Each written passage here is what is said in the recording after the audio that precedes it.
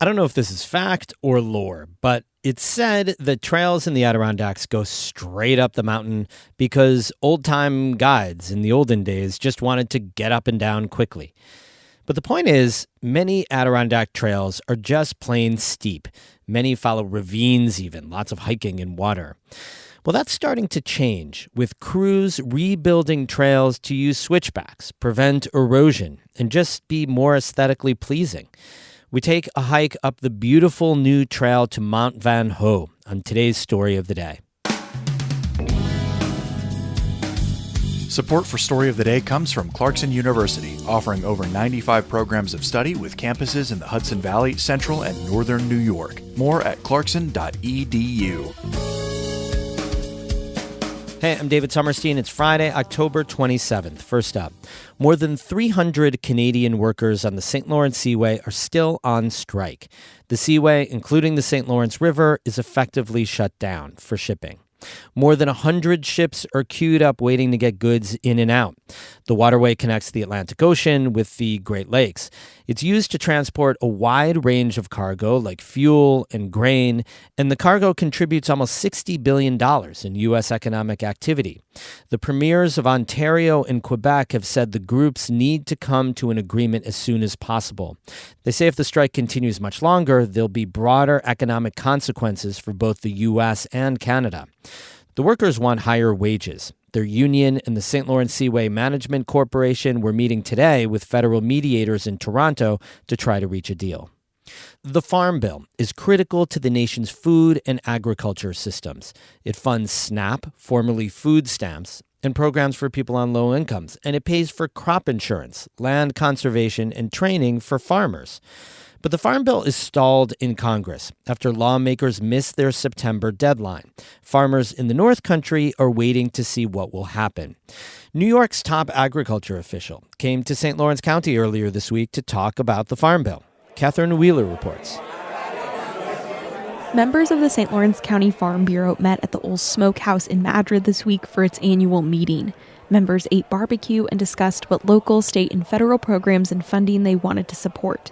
But they also heard about an important piece of legislation for all farmers. The Farm Bill is easily the most complicated piece of legislation that Washington deals with, usually every 5 years. And we don't seem very close to getting it done right now. That's Richard Ball. He's the commissioner of the New York State Department of Agriculture and Markets, and the night's special guest.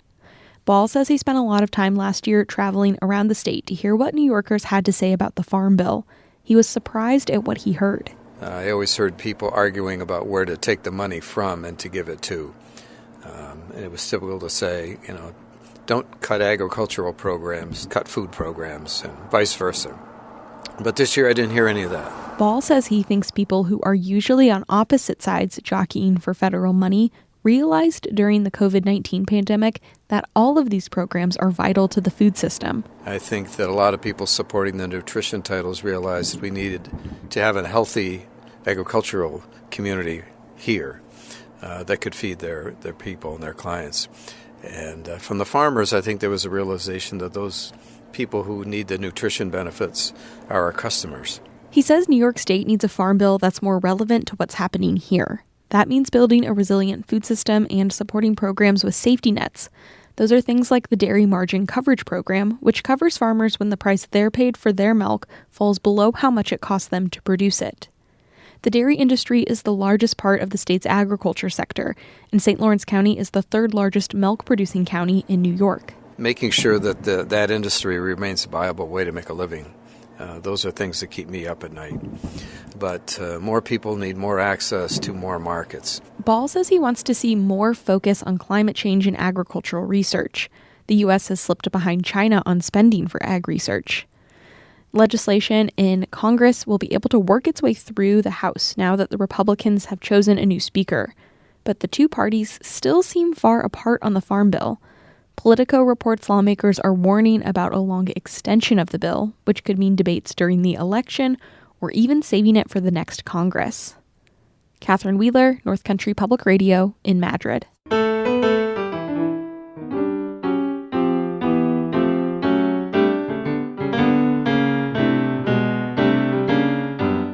Adirondack trails are famously steep, and many of them cut directly up mountainsides. But in recent years, more and more trails are being rebuilt using sustainable trail design. Think switchbacks and water diversions and grades much easier on the knees.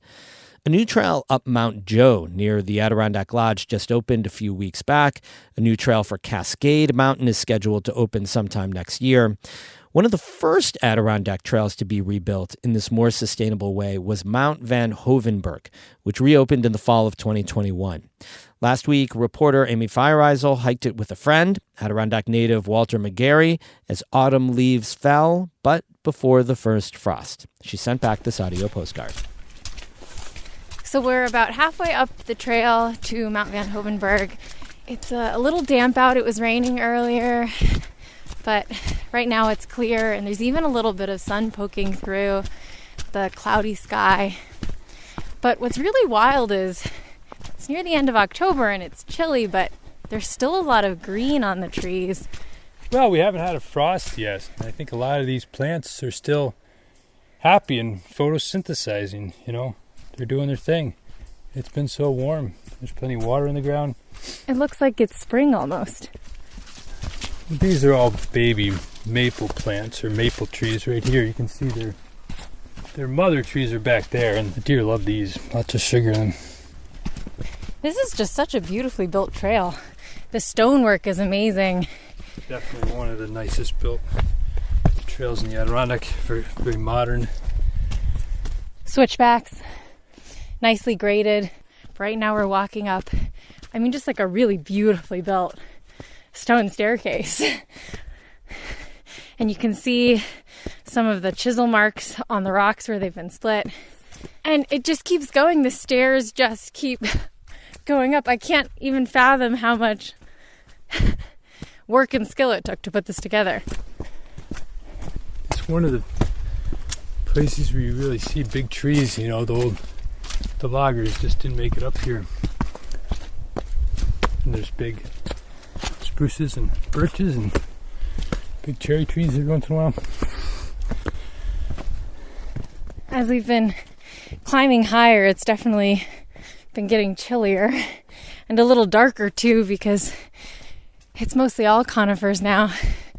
So you're sort of surrounded by walls of green on both sides, lots of moss, lots of big boulders and fallen trees with moss on them. We're definitely starting to see light, and I think we're getting near the summit.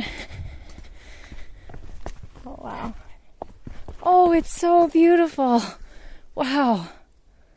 It's just this expansive view of the mountains, and you're looking down into sort of this swampy marshland with like a river running through it. A lot of the landscape is like this sort of light gray with these pops of like almost neon yellow and green kind of peeking through. And okay, this is where you can help me. What mountains are we looking at? Well, straight ahead is Algonquin with Wright Peak in the foreground, and to the right of that's Indian Pass, but moving left of there is Colden, and then the big one's Marcy. It's an amazing view of a lot of the high peaks. You can see most of the Great Range there as well, Basin and Saddleback. And the clouds are just beautiful. They're sort of like... Yeah, the tips of the mountains are up in the clouds. And there's a little bit of sun, though, peeking through, and a little blue up high. It's just... It's stunning in the summer, and it's stunning, when there's all of the color. But right now, when a lot of the leaves have fallen, it also has this sort of just naked beauty. At the top of Mount Van Hoevenberg, I'm Walter McGarry. And I'm Amy Feiereisel for North Country Public Radio. Great photos of the beautiful new Mount Van Hoevenberg Trail. It's really a work of art. It's on our website, ncpr.org. Music today by the Saranac Project of Saranac Lake and Matt Bullwinkle of Potsdam. Have a super weekend. I'm David Summerstein, North Country Public Radio.